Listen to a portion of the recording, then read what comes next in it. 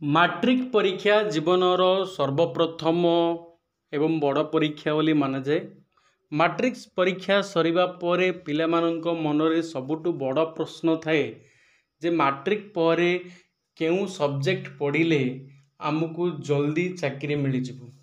Arts Nawada भलो कि science Nawada भलो कि कॉमर्स नवाड़ा पाई भलो, केउ सब्जेक्ट बा स्ट्रीम पढ़िले आमको जल्दी चाकरी मिलिबो से विषय पिलामानंको मनरे बहुत चिंता थाए।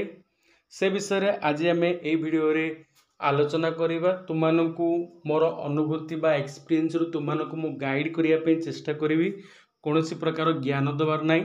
आउर गोटे कथा पिला मन मु कहिदा पे जे किए कोन कहिले तमे तांको इच्छा अनुसार केबे भी कोनोसी सब्जेक्ट बा कोनोसी काम चूज करनी। तम पाई कुडा भलो एवं तुमको कौन भल लगुची से अनुसार तुम केवल चूज कर। मोर काम केवल मु तुमको टिके गाइड करी एवं मो जेहेतु एक्सपीरियंस अच्छी से विषय ही तुमको मु कहबी। कौन सी जिनस नापी तुमको मु बाध्य करी। किंतु ता पूर्व जदि आम चैनल को प्रथम थर आसुँच पे तेरे चैनल टी को निहाती सब्सक्राइब कर दिंतु एवं पाखे थे बेल आइकन को प्रेस कर दिंतु जद्वारा कि यहीपरी सब अपडेट आम चैनल रे पाइ। श्रेणी सरला परे पिलामाने एपरी एक मोड़े पहुँच जाती ताठारू रास्ता भिन्न भिन्न रास्ता खुली जाए। कारण दशम पर्यंत तो समस्ते जानते जे दशम पर्यंत समस्ते पढ़े मैट्रिक पढ़े समस्त सेम रुए, किंतु मैट्रिक पर समस्त रास्ता परिवर्तन हो जाए। किए आर्ट्स नहीं, किए साइंस नहीं, किए कॉमर्स नहीं, को माने डिप्लोमा करती। ताले तुम्हें माने कौन करिवो तापई बाछिया पई तुमर किछि पॉइंट मु कहि दूची। प्रथम कथा होची जे तुम मानकर आग्रह कोथिरे अछि, इंटरेस्ट इज इम्पोर्टेंट। कारण जदि आम कोन सब्जेक्ट नहीं जीव जदि इंटरेस्ट नथिबो ताहले आमे से सब्जेक्ट नबार किछि आवश्यकता नाही।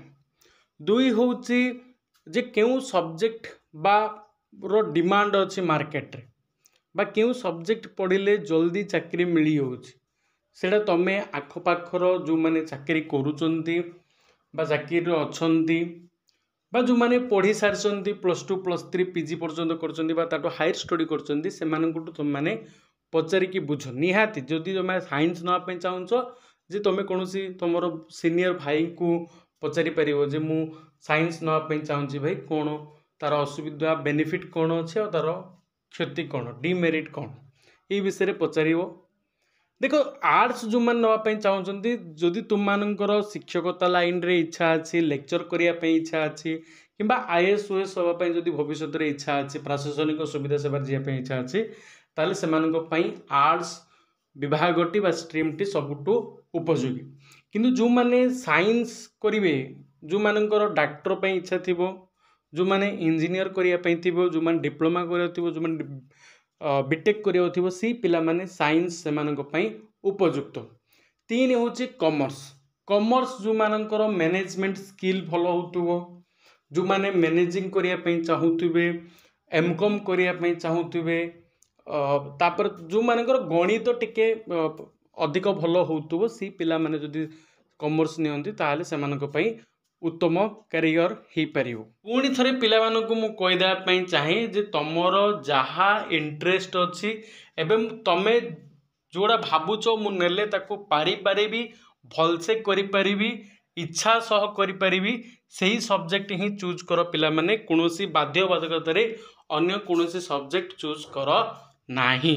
पिला मानकर किछि डाउट थाए ताहाले तुमे निहाती कमेंट सेक्शन रे कमेंट करी मते पचारि पारिबो। पिला माने खूब जल्दी तुमर +2 पई फॉर्म फिलअप होगा जाऊँगी, तेणु ता पूर्व तुम निष्पत्ति नवापाई पड़ो जे तुम क्यों विभाग रे पढ़िया चाहूच।